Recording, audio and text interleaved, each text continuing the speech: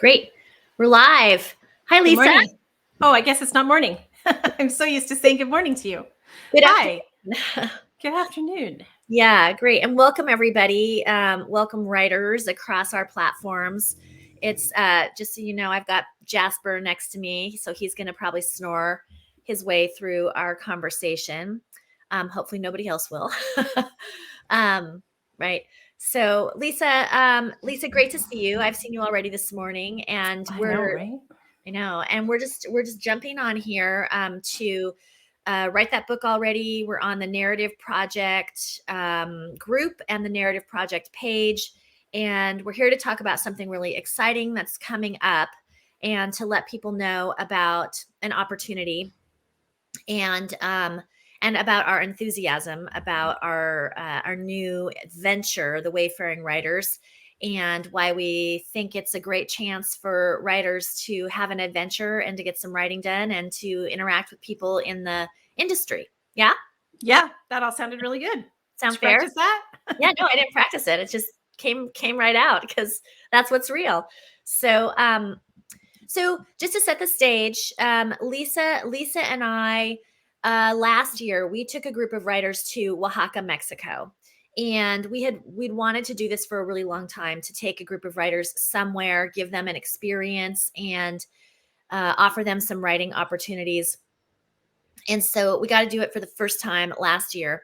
And this year, we decided that we wanted to go back to Oaxaca. So, Lisa, maybe let's just sort of introduce what's going to be happening and why we think that it's really an important opportunity for writers to join us and to hone their skill as writers, and also to have a great adventure. So, why did we decide on Oaxaca again, and who's going with us?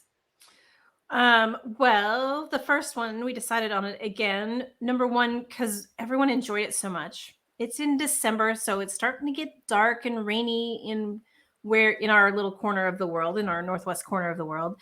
And Oaxaca was lovely. It was sunny and it was 70 to 80 degrees every day. Not too hot, but just lovely. A nice break from the rain and wind and dark. And we actually had someone reach out to us who said, if you guys go to Oaxaca again, I would love to go with you and put on some classes there. So we decided that, great, we've got everything set up. Let's go again. Right. And can I say who we have coming with us? Yeah. Okay. So this year we have Laura Mazur, who is an agent from the Wendy Sherman agency. She is coming with us, and her role is going to be that she's going to give an opportunity for each writer to consult with her about their book or their project, and help to support them in figuring out how to make that a viable project for the industry. So if people want to write book proposals, or they want to try and find a traditional publisher, she's there simply to consult with and help you figure out how to position your work to get it the best result out of pitching to agents and editors. So she came with us last year. It was wonderful to have Laura with us, and she's going to come again and be available for one-on-one consultations with everyone who joins us. The second person, the person that Lisa was just referencing, who reached out to us after he found out that we went to Oaxaca and said, "Oh, can I come along?" is Grant Faulkner, who is the executive director of the National Novel Writing Month.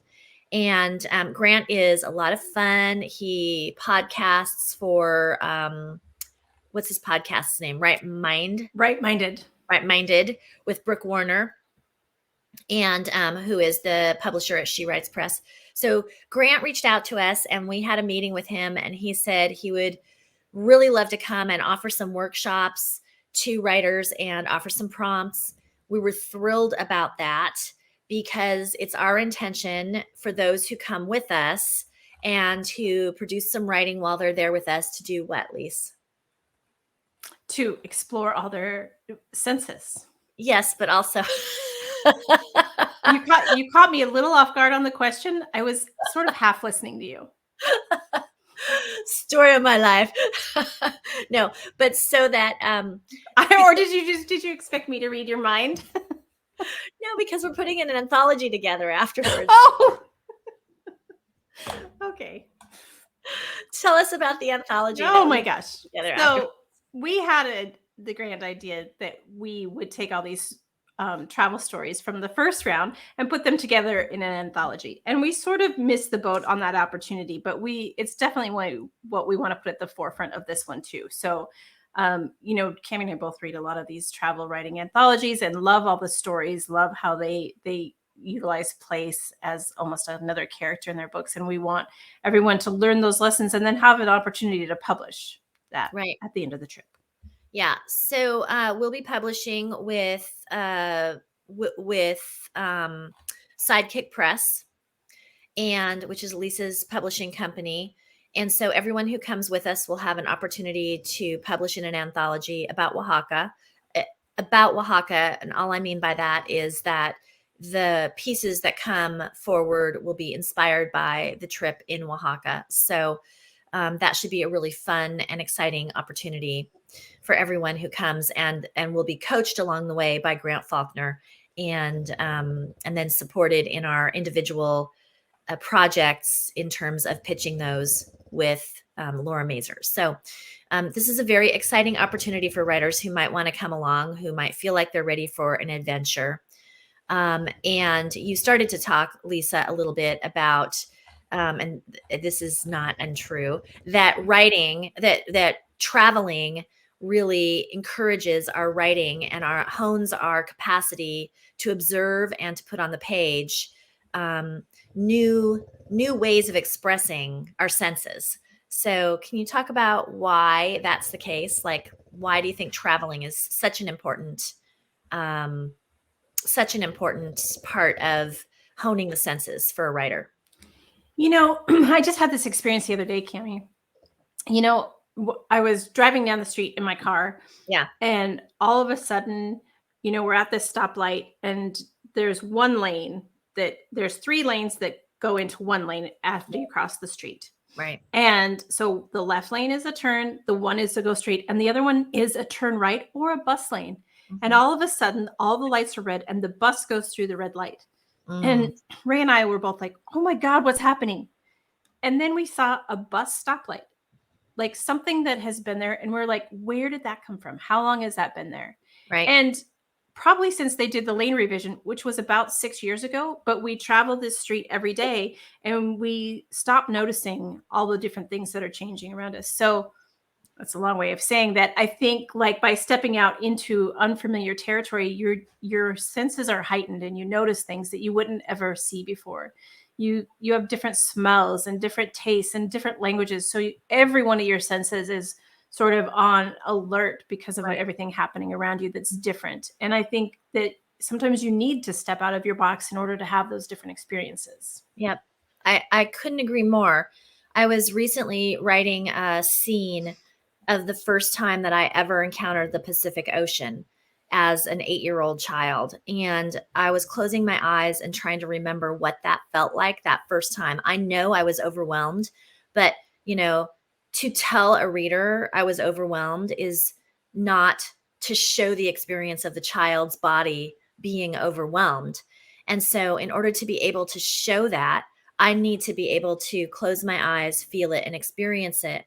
What happens when you travel, you take yourself out of the familiar, is that if you're paying attention, all of those new experiences really come flooding in. And if you can capture them in the moment, you get to practice that skill of articulating what one is experiencing through the senses. Mm-hmm. Hey, Lisa, I just noticed that we have a special guest who jumped on. And this is we're going to introduce Deanna when she jumps on. Deanna came with us last year to Oaxaca, and we invited her to join us so she could talk a little bit about her experience.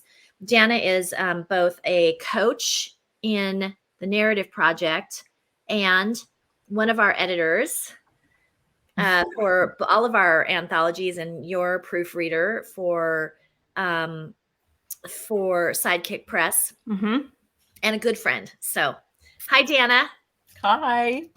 Sorry about all the technology hassles. I'm here. Oh, no problem. Thank you so much for joining us. No problem. Yeah. So we wanted you to join us, Dana, so that you could talk a little bit about what it was like to go to Oaxaca and to bring yourself that, because we know that you're also an avid traveler, so you've traveled all around the world. So my question is sort of why do that as a writer, and what happened for you when you were in Oaxaca as a writer that you think would be beneficial for other writers to know? Well, I find it irresistible when I see the combination of travel and writing together, because I think they both, to me, sort of signify a chance to learn. And so I think you learn about yourself when you sort of sit at your writing desk and you kind of have to go inside your head and relive certain experiences or make up scenes in your head, or just kind of be in one place with yourself for a while and be there and force yourself to put that, to express that. But I think there's something about traveling, I guess, that kind of knocks you out of that space for a bit and then forces you to return to it. And I think it's really helpful, because you can get sort of stuck at that desk a little too long and get a little dusty and need to shake off the dust and go out and just get a fresh perspective on things. And so I find it interesting because it's not just a chance to write about the immediate experience, although it's wonderful to do that. But I think it actually helps to loosen you from whatever you might be tied to, whatever you're writing before you leave. If you can kind of get some distance on it and then look back on it, you might get some fresh ideas for that writing as well. So I don't think it necessarily has to be writing that's just about that travel experience, although it certainly can be. Right. Yeah. No, I agree. One thing that we did when we were in Oaxaca is we gave a prompt for the writers who were with us to find a door, that, because one thing about Oaxaca, it's famous for a handful of things. And we'll talk in a minute about Oaxaca itself. But one thing about Oaxaca is that doorways. Lisa's doing funky things with our screen here. I was going to share my screen and show you a doorway, but it's not working. Take me a minute. Okay. So is that the doors in Oaxaca are famous. Many of them are quite ancient. They often have a story behind them. There's one that Lisa has up there. Some of them are metal, some of them are wood. There are so many different giant doors in the city. And sometimes you'll find like a poster with several doors around Oaxaca. It's just truly one of its many spectacular features. And so we gave the assignment for writers to go and find a door and describe it, and to create a story about or with or around that door. And we left it very open. It just sort of the door as the prompt. And I think what that kind of invited people to do is to go and really feel, see, even smell the doors. I mean, there were all kinds of senses that were brought into play just to practice that capacity to put scenic depiction on the page, which also, you're absolutely right, Dana, that you take away then that and you apply it to your own writing. So I think that's a really important thing about travel, that if you stay in your own space, there's a different kind of observation that happens. Yeah.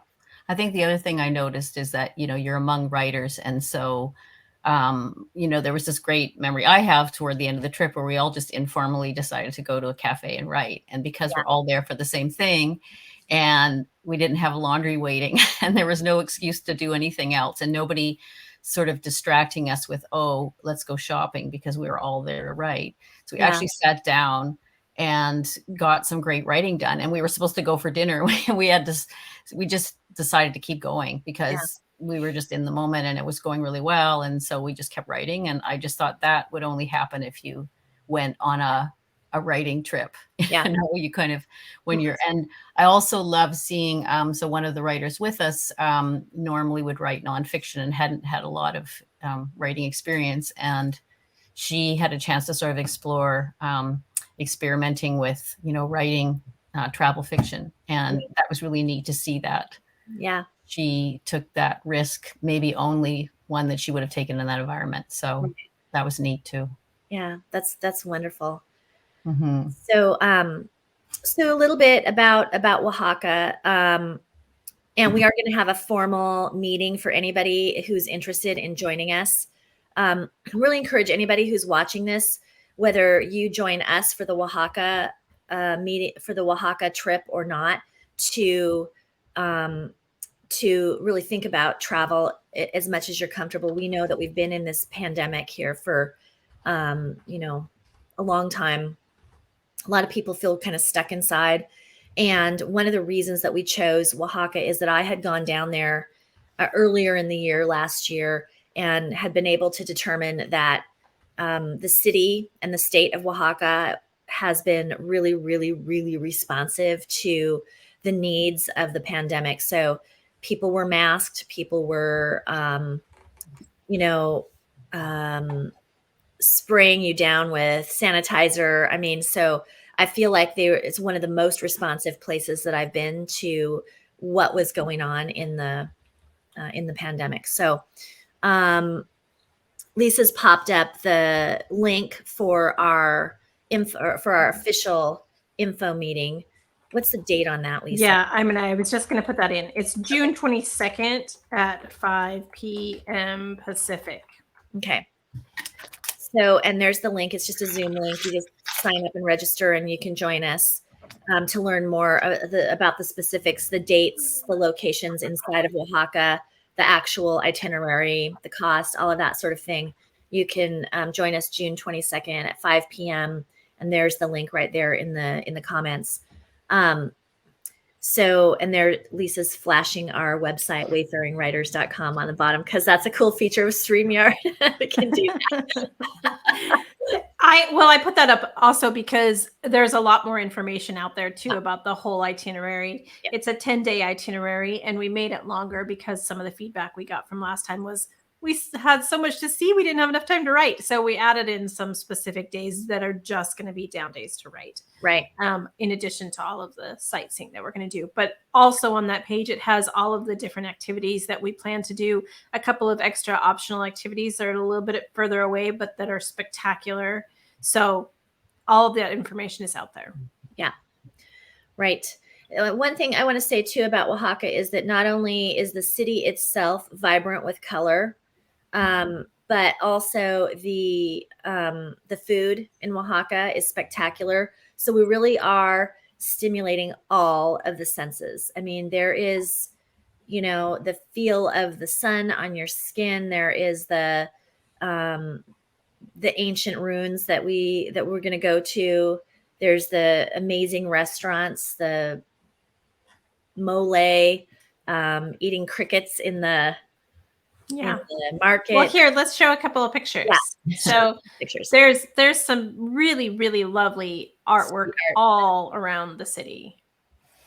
So these are just a couple of the murals. I mean, and that's a full-size wall mural right there. Yeah. These are some ancient ruins up at the aqueduct. There's a woman selling crickets in the market and some worm salt.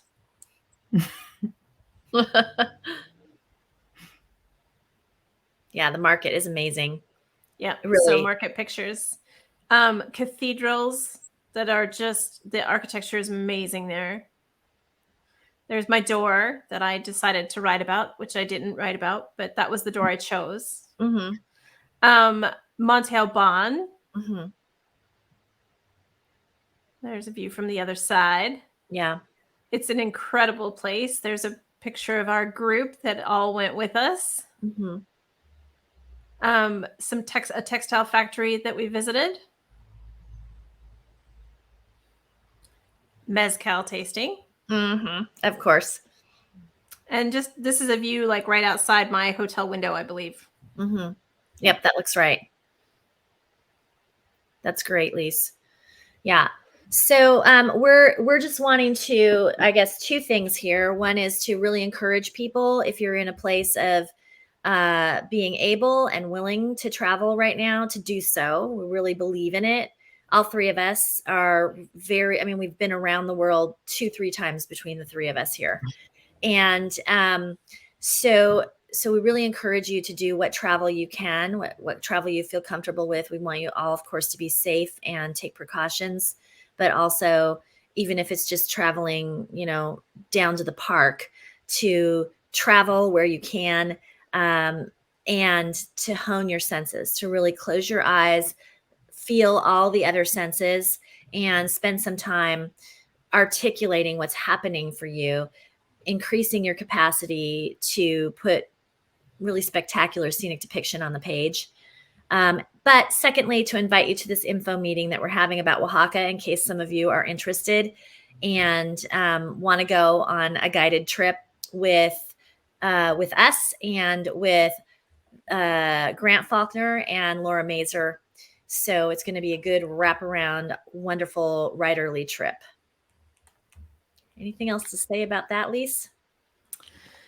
I did have something come up, and then it slipped out of your head. It slipped out of my head a little bit. Oh, can we talk for a minute just about the dinners that we go on? Because sure. I think that that's one of the things that's very distinctive about this trip with us that a lot of other writing retreats don't have.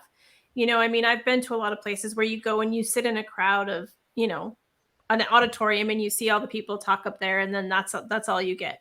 But what I really liked about the way that we have this set up, and with our limited number of spots available, is that everybody gets a chance to have dinner with one of the 4 hosts. Mm-hmm. So we'll have small group dinners. There'll just be 5 people, I believe, in Mm-hmm. each group, or 6. And you'll have an opportunity to have dinner with Cammie, to learn about all of everything that she does in the narrative project. Ask any questions you have about that. You'll have one with me where you can learn all about what I know about publishing and that aspect. There's one with Laura, and there's one with Grant. So we have 4 nights set up to go out to dinner that are included on the trip, that you get to have dinner with those people and get your questions answered. Yeah, get support for your writing. Yeah.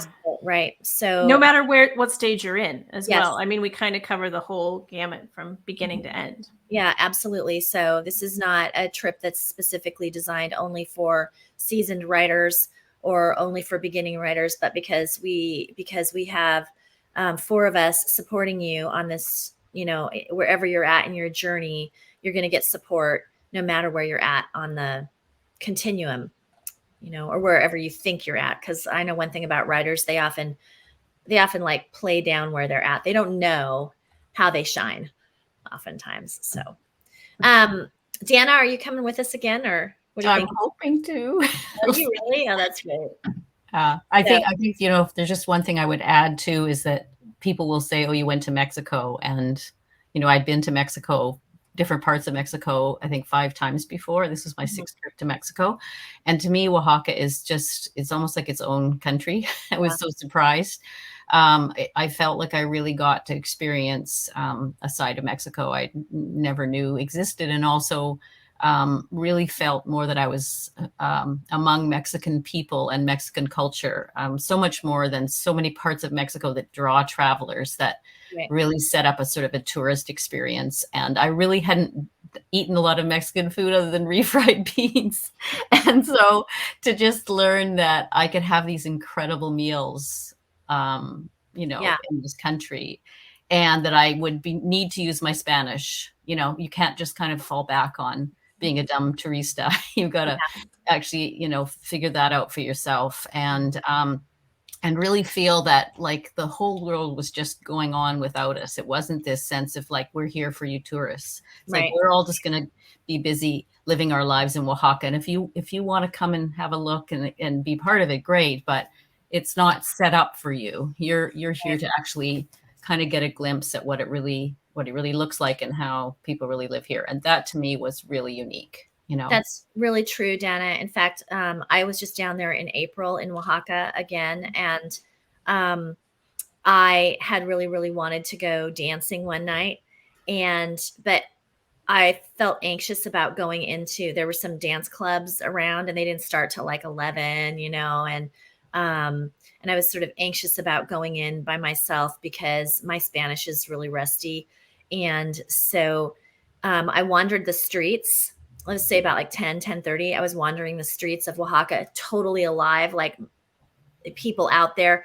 There was dancing all over the place. I went and sat down in one of the squares and watched as people were doing doing salsa, and I was invited to dance like 3 different times with a young teenage boy and an older gentleman who taught me some moves, and one other person. And so, I just feel like there's this opportunity, and it was just not tourists, just Mhm. people who live in Oaxaca gathering, at the square to do what they do. So, Yeah, those streets are literally alive. Like people are having weddings and parades kind of, at all whim any time of the day. They're definitely not a means to get from place to place because there's things sometimes blocking the road and there's right, traffic and everything. So it's not this sort of pragmatic use of a road, but it's more just an experience, right, this beautiful cobblestone street where people just want to come out and just have a good time. right. That really struck me as well about the place. It's just it's the minute you walk out the door of the hotel room, it's like you're just right there in the middle of all sorts of craziness, and it's really fun. Yeah. Yeah. So I just want everybody to notice that as we're all kind of fumbling through how to describe this, like there's so much as writers, right? Like there's so much here that when we go to put this on the page for our anthology, we're really going to be stretching our capacity to hone in on those senses that we experienced and articulate those on the page in a story arc that really creates the essence of what we went through while we were there. And that is the essence of really good writing. So just noticing even as we're talking, what we will have to articulate on the page at some point. So good. Okay, team. Thanks so much, everybody, for joining us, and thank you, Dana, for joining Lisa and me, and for everybody else. We'd love to have you at the information meeting if you want to know more about it. No pressure at all. If you join us for the info meeting, you can just join to listen in and hear more about it or get ideas for your own travel. All that is good. Lisa has popped up the Zoom link. It's June 22nd at 5 p.m. Pacific time.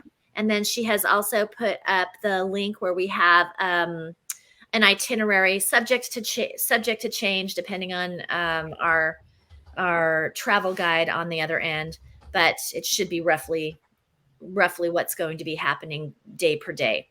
So, all right, everybody, have a wonderful day, and thanks for tuning in, and get out there and feel, smell, see, taste, listen, hear the world. hear the world. All right. Bye-bye. Bye.